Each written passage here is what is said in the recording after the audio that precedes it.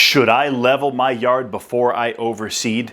Was it a bad idea to use fertilizer on my grass in August? And do I need to use compost in my vegetable garden every year? Folks, I've got answers to these questions and more coming up on Garden Sense.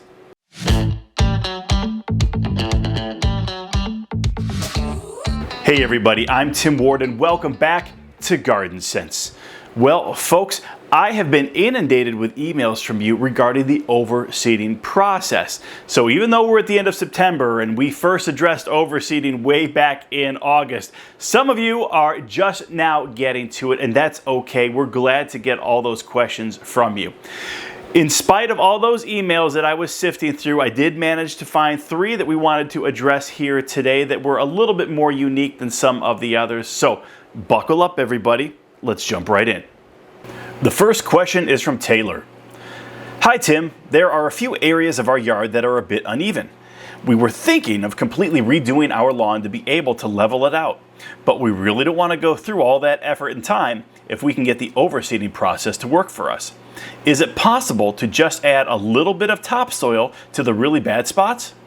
So this is a great question, and if it were me, I wouldn't worry about leveling the entire yard. That is a lot of time, that is a lot of effort, but I would try to raise those areas that are a little bit low. And so getting some topsoil, filling in those areas, and then overseeding those spots is exactly how I would proceed. Now, if you are still going to overseed the entire lawn, then what I would frankly do is worry about those low spots first. Get the soil in, get the seed down, get the turf truss fertilizers down, cover it with easy straw, and then start watering it, making sure you hit it with Kickstart at least once a week. And again, you're gonna wanna water that area every single day. Once you get that down, if it were me, I would then focus on the rest of the lawn using that overseeding process that we described way back in August, which is using that image and wilt-proof mixture, then scalping your lawn, and then casting the seed, putting down the fertilizer, etc., etc. So that's how I would do it. But again, I'm not entirely sure from your email if you want to focus more on raising the areas that are low in your yard or the overseeding. I do believe that you can do both, but you want to get that down pretty soon, because again, we are at the end of September, and we want to make sure that that seed has plenty of time to germinate. Want to make sure that it's going to grow well and that you can mow it at least 2 times before some of those colder temps really start to impact how fast the grass grows. Obviously, all of the products that you need that I've just discussed are available over at rosensonline.com. The next question is from Dale. Tim, I'm a regular customer, but may have made a mistake. I applied some big box fertilizer on my lawn during August, and it burned up a large section of my lawn. I always used Turf Truss Starter previously and never had this problem, but ran out temporarily. Do you believe I should not have applied the fertilizer? All right, well, unfortunately, this is a lesson learned on your part, Dale, and I know we've exchanged some emails regarding this already. Listen, unfortunately, most of the fertilizers that are available at big box stores are not slow released fertilizers, which means they will just dump all of that nitrogen into your lawn within a couple of days, maybe a week or 2. And if you are applying that fertilizer during a time where there's very low rain, very low water, again, you're in some type of a drought, it can 100% burn your lawn because the grass just can't handle all of that nitrogen, and that's why it burns. That's what makes turf truss so special, as you're finding out. Over 50% of the nitrogen is slow release nitrogen. So even though you are going to get that quick burst of color when you put down turf truss, it's not designed for that quick burst, short-term green up. It's designed to keep your lawn healthy over the course of 13 weeks. And that's why you can put turf truss fertilizers down in those dog days of summer, in the middle of August, early September, when maybe you haven't gotten rain for a while. It's very, very dry. You can still put turf truss down. It's not going to injure your lawn. So unfortunately, you did kind of learn the hard way. I'll be honest with you. If you were going months without any significant rain, I probably wouldn't even put down turf truss in that scenario. Again, just better safe than sorry. But again, in the middle of August, it's been really dry.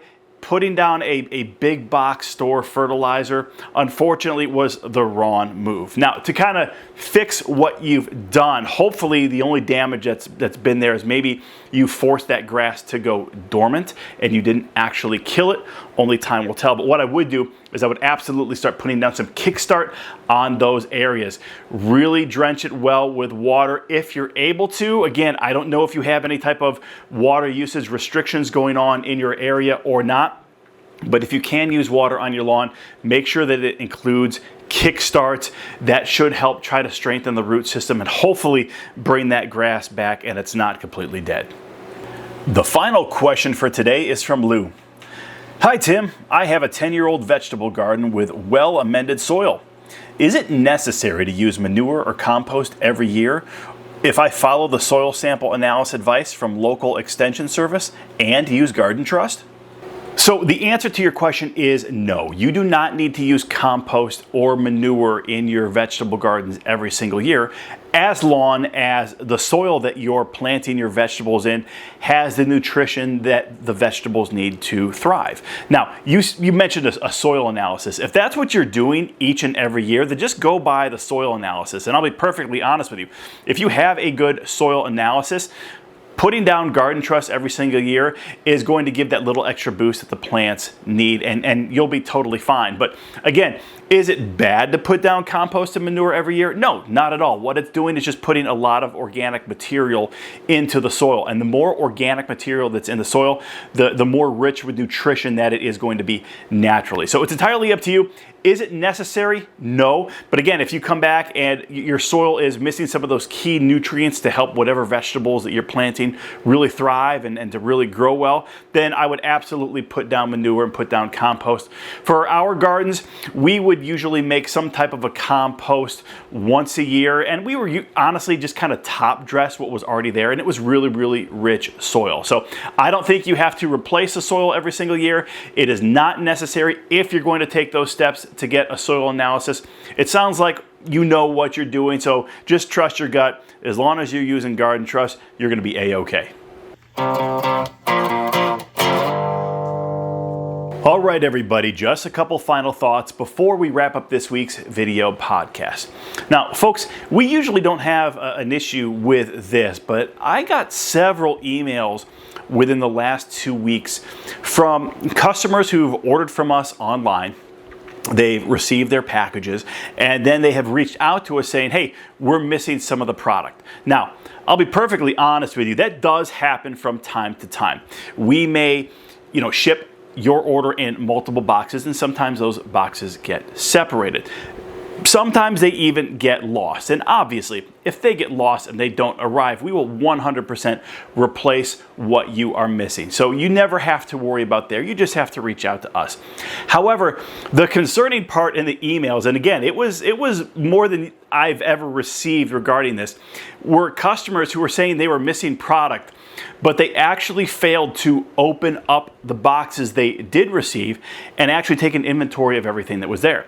What had actually happened in several occasions was they were assuming that if they ordered 4 bags of a product, it would come in 4 separate boxes. Well, what was happening was this wasn't the case. We were actually packaging 2 bags in 1 box and shipping it out. But because they never opened up those boxes, they never knew. They made an assumption without checking their order. So my plea to you is before you reach out to us and then we have to turn around and investigate, please make sure that you not only open up the boxes, but pull everything out and take an inventory.